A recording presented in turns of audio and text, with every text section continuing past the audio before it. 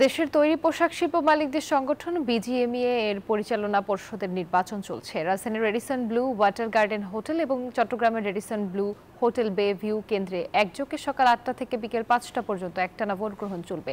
সংগঠনটির ৩৫টি পরিচালক পদে নির্বাচন কেন্দ্রিক ৩ জোট ফোরাম, সম্মিলিত পরিষদ ও ঐক্য পরিষদ প্রতিদ্বন্দ্বিতা করছে। তবে ভোটে মূল প্রতিদ্বন্দ্বিতা হবে ফোরাম ও সম্মিলিত পরিষদের মধ্যে। এ দুই প্যানেলই ঢাকা ও চট্টগ্রামের সব পদে প্রার্থী দিয়েছে। অন্যদিকে ঐক্য পরিষদের প্রার্থী মাত্র ৬ জন, সব মিলে মোট প্রার্থী ৭৬ জন। এবারে ভোটার হয়েছেন ১,৮৬৪ জন। এর মধ্যে ঢাকায় ১,৫৬১ এবং চট্টগ্রামে ৩০৩ জন ভোটার।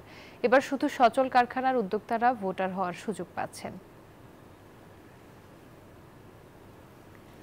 এ বিষয়ে বিস্তারিত জানাতে আমাদের সাথে যুক্ত হচ্ছেন সহকর্মী রিয়াজ সুমন। রিয়াজ, বিজিএমইএ এর ভোটের সবশেষ তথ্য জানাবেন। ভোটার উপস্থিতি কেমন দেখছেন?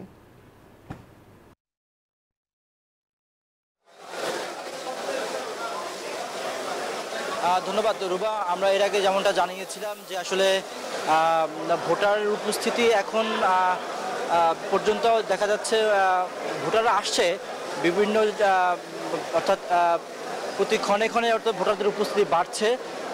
এখন পর্যন্ত আমরা দেখতে পাচ্ছি যে ভোটারের উপস্থিতি মোটামুটি ভালোই আছে।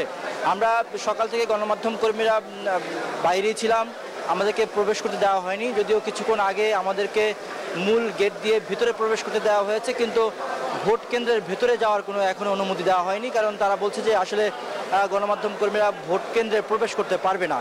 সে কারণে আসলে আমরা মূল ফটকের সামনে, অর্থাৎ যেখান দিয়ে ভোটাররা প্রবেশ করে সেই জায়গায় অবস্থান করছি এবং সেখানে আমরা ভোটারদের সাথে কথা বলার চেষ্টা করেছি এবং যে দুটি বড় প্যানেল রয়েছে, ফোরাম এবং সম্মিলিত পরিষদ, তাদের যারা নেতৃবৃন্দ আছেন বা প্রার্থী আছেন তাদের সাথে কথা বলার চেষ্টা করেছি। তারা যেমনটা বলেছেন যে এখন পর্যন্ত ভোটের পরিবেশ ভালো রয়েছে এবং তারা আশা করছেন যে একটি বিজিএমইএ প্রশাসক একটি ভালো নির্বাচন উপহার দেবে এবং এই নির্বাচনের মধ্য দিয়ে আসলে আগামীতে যে নেতৃত্ব আসবে সেই নেতৃত্বদেরকে তারা মেনে নেবেন এবং ভোটের ফলাফল যাই হবে না কেন সেটি তারা মেনে নেওয়ার জন্য প্রস্তুত রয়েছে, এমনটা তারা আমাদেরকে জানিয়েছেন। তো এই ছিল আমার কাছে বিজিএমইএ নির্বাচনের সবশেষ তথ্য। রিবা। রিয়াজ, আপনাকে ধন্যবাদ।